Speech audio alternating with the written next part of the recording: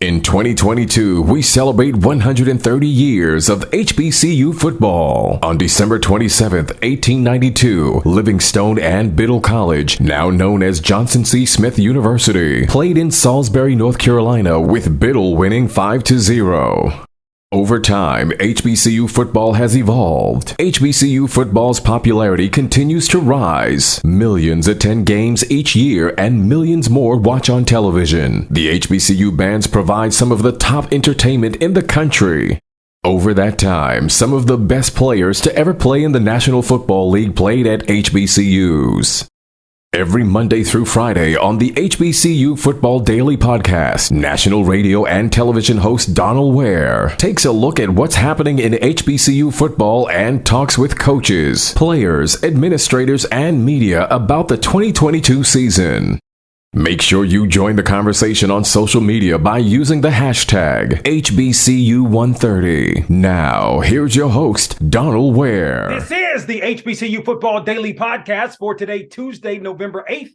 I'm Donal Ware. It's Election Tuesday. I hope you've made your way to the poll or are going to make your way to the polls today. Super important that you vote. A lot of people died so that a lot of us could vote. So please exercise your right to vote today. So we got a lot to get to on Takeaway Tuesday on the HBCU Football Daily Podcast. Let's run down the HBCU coaches and media polls. Jackson State, of course, number one in the coaches poll, receiving all of the votes.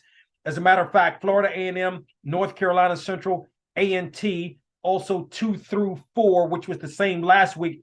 Alabama State, by virtue of its victory, moves into the number 5 spot, up 2 spots from last week. Southern remains at number 6, although Southern fell. Prairie View A&M moves from 5 last week to 7 because of its loss on last week. Delaware State re-enters the poll with its win. Hampton remains at number 9, even though the Pirates lost. And Texas Southern is number 10, falling 2 spots, even though Texas Southern lost. In the media poll, Jackson State number 1, followed by Benedict at number 2. Both teams the only remaining undefeated teams. Florida A&M, North Carolina Central 3 and 4, same as last week. Virginia Union at number 5. 6 through 10 looks like this: Tuskegee, North Carolina A&T, Fort Valley State, Albany State, and Fayetteville State enters the poll, rounding out the top 10. Fort Valley State also re-enters the poll on this week. The HBCU National Players of the Week. First of all, we go to Jackson, Mississippi. Jackson State's running back, Syvian Wilkerson, absolutely fantastic. 216 yards, that is, on 26 carries. He had 2 touchdowns in Jackson State's victory over Texas Southern. That's a young man that is really getting it done. He's the second leading rusher in the SWAC. Also, congratulations to Emmanuel Wilson of Fort Valley State.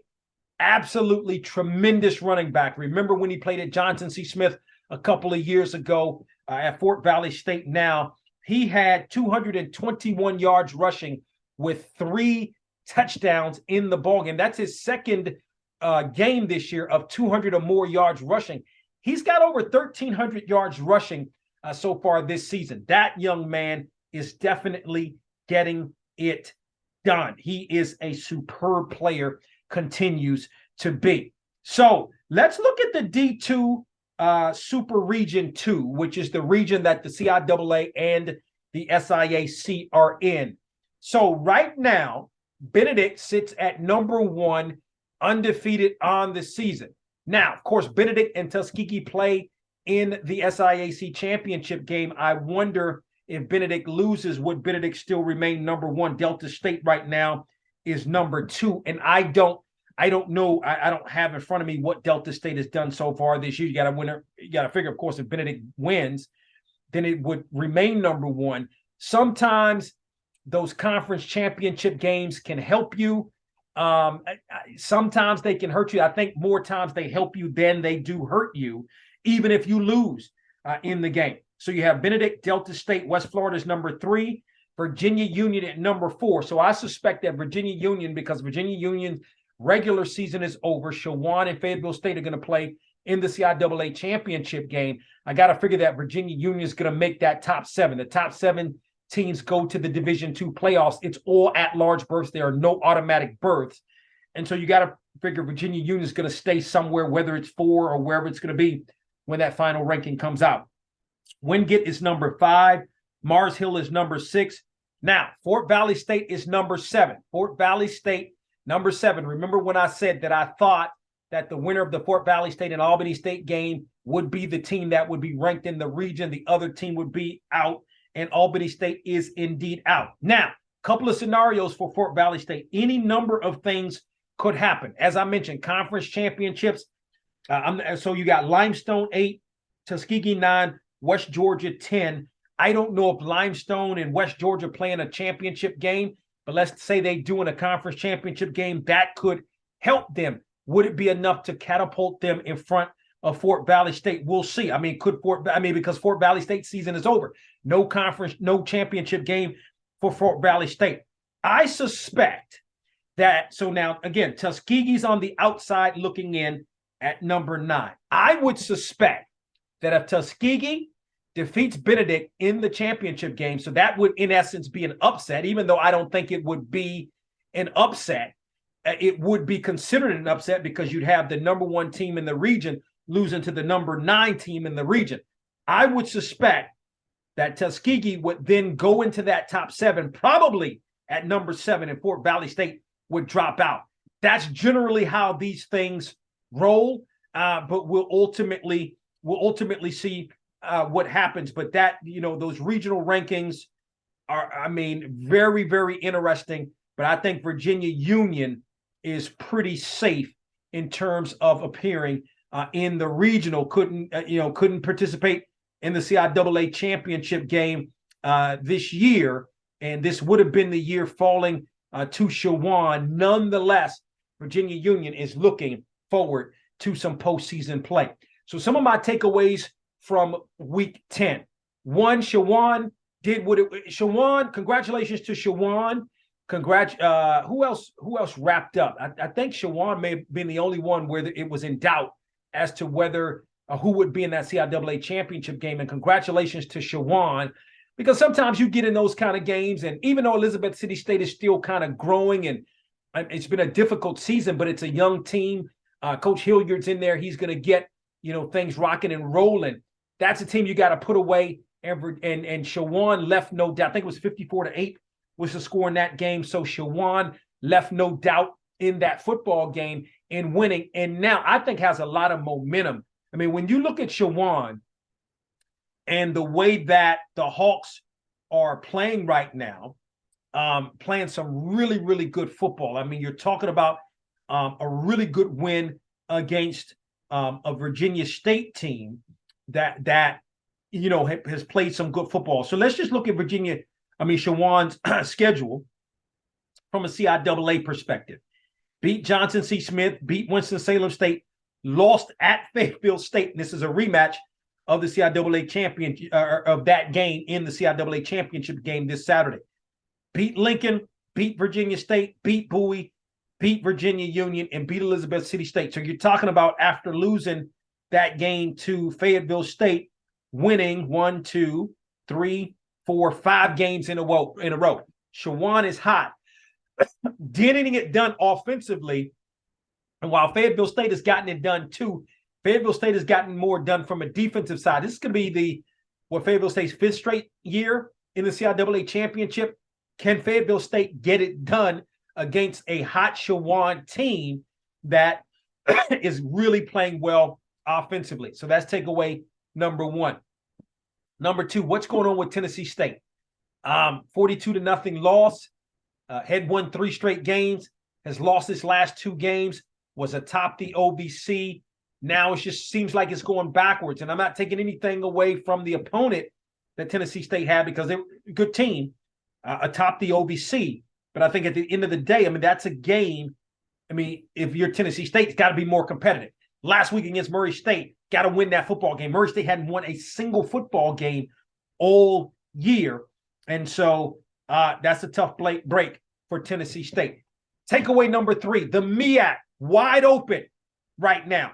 North Carolina Central controls its own destiny because it only has one loss, and it has the head-to-head advantage against Howard, who's the other team that has one loss. Everybody else has 2 losses in the Meac. So North Carolina Central controls its own destiny. While I'm talking to you guys, let's pull up NCCU's schedule to see what NCCU has remaining. And NCCU has played some really good football. Big win against South Carolina State. So you got to give lost to South Carolina State.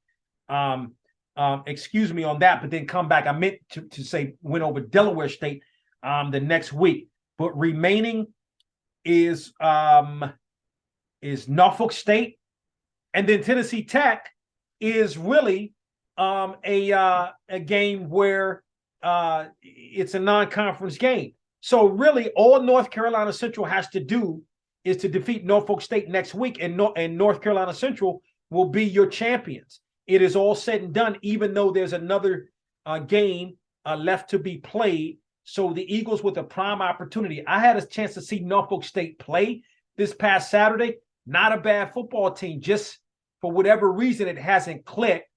They operate a 2-quarterback system, and as a matter of fact, they'll switch quarterback. Dawson Odoms and his staff will switch quarterbacks up in the middle of a possession. I saw that where they have a guy that's more of a passing guy, a guy that's more of a running guy, but the guy that runs the ball can also pass it a little bit as well. So it's interesting.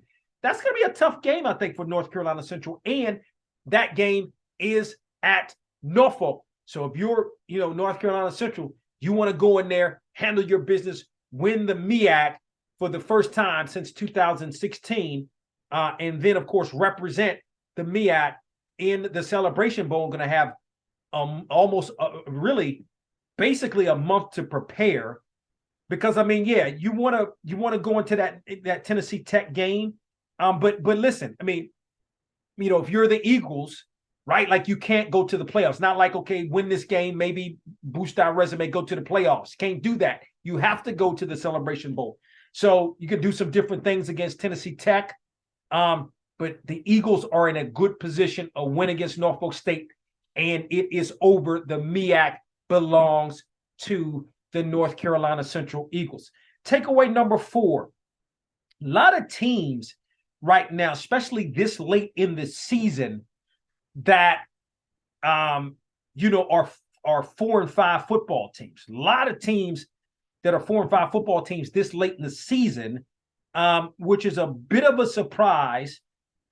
You look, even if you look at the top 10, you've got Hampton and Texas Southern that are in the coaches poll top 10 that have 4-5 records. Now, of course, nobody in the media poll is going to have a losing record pretty much, because there's so many more teams to pull from and to choose from in the media poll. But I'm just surprised to see, there's not a lot of middle ground, particularly when you look at the Meac and the SWAC. Not a lot of middle ground. Either you're Jackson State, or you're Arkansas, or you're Arkansas Pine Bluff in a lot of respects. If you look at South Carolina State, not 4-5, and I say 4-5, but a lot of teams with losing records. I'm surprised where South Carolina State sits right now. I guess anything could happen. I guess it's a scenario. Let's say Norfolk State wins. Then Central would have 2 losses, and South Carolina State has the head-to-head advantage against North Carolina Central. I guess anything can happen if Norfolk State, everybody's in it if North Carolina Central wins, and then North Carolina Central is waiting to see what happens with a week remaining. But you're either at the top or at the bottom.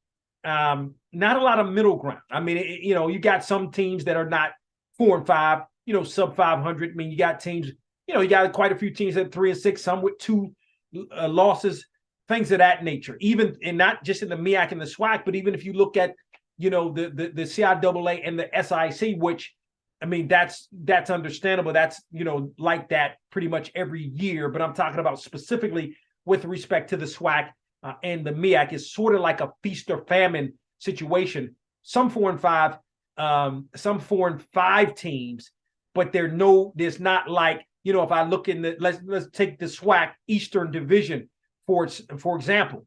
I mean, you got FAMU, that's right, it's Jackson State FAMU, then there's everybody else. Now, there is some parity in the Western Division, but again, even in the Western Division, I'm trying to think offhand, and even before I think offhand, let me look. Southern's 5-4. I think every other team has a losing record at this point. Texas Southern, Alcorn State, Arkansas, Pine Bluff, all have losing records at this point. So I think that's rather interesting as we're in terms of the FCS part of this, we're 2 weeks away from season finales.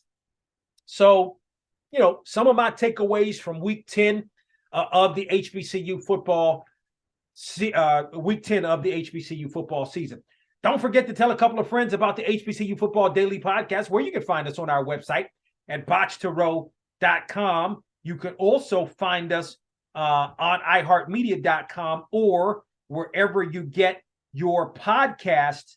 And I want to give you this bit of information before I get out of here. So, Mr. Eric Moore's funeral, let me get that information for you. It's going to be Wednesday, tomorrow. It's in Raleigh. Let me see here.